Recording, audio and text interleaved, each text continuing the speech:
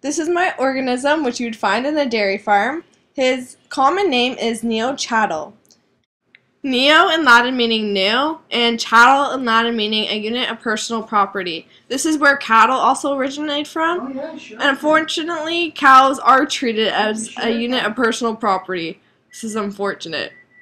You can't. The kingdom in which it's from is Animalia, and the genus is Bogs.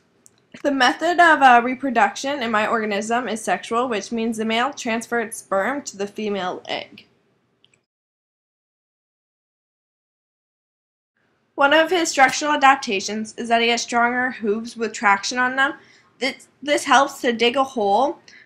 So when they finish digging a hole, they put their waste in there, which helps economically because their waste are usually all over the field, and it gets really messy, and so the cows don't have to step in their own waste. And then also it helps because it's easier to maintain the field when you don't have to keep on picking it up. When they dig a hole, put it in, they also bury and cover it up. This helps make it biodegrade faster, and so it'll be easier and healthier to use for the next field. Another one of their structural adaptations is that they have fur. This helps them keep warm, and it could be seasonal because they could always shed it off really easily. So cows tend to get hypothermia really quickly, and unfortunately some of them do die from this. This is when their body temperature goes lower than 30, they start to get hypothermia, and then below that they have more severe like symptoms, even death. And so in the winter they get cold and they get cold stretch, which means they need more food to keep them warm. So with their fur they don't need to have that stress, and they don't have to eat as much. Their third structural adaptations are their tails.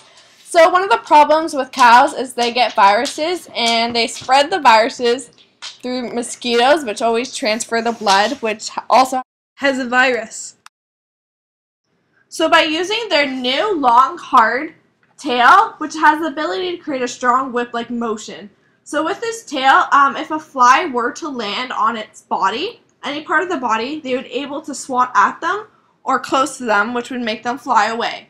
So this would help because it would decrease greatly the number of virus in cows from the mosquitoes. So with this crazy tail, it'll be able to whip any part of their body because not their head.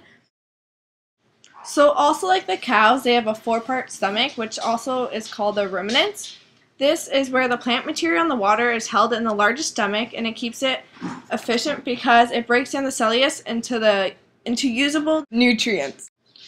Overall, this improves their survival because it breaks down easier and gets more food and energy, and it's easier to store and keep the milk. So now onto the behavioral adaptations. They have one. The first one is that they always go into herds because they are power in numbers. The number of attacks outside rather than inside the barn increase because they go alone and they go off. But the Neo-chattels like to go off in herds because they like to be most social. So the social decreases the stress, which means they have less food, and the herds decrease the attacks because they're always together and they're scared away by all the amount of numbers. Their second behavioral adaptations is if the cows are mistreated, this causes stress. So if they cause stress, then they can't produce the milk as quickly.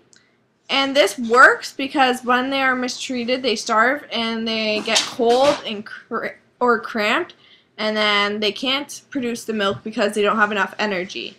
So this is why Neo-chattels have to be treated with respect.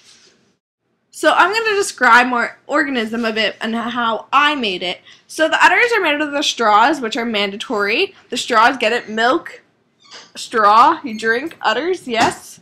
Yeah, so that's why I use the straws. And they have fur, the blankets to keep them warm, their tail and ears, and they have nice big eyes so they can see. Hope you enjoyed. Peace!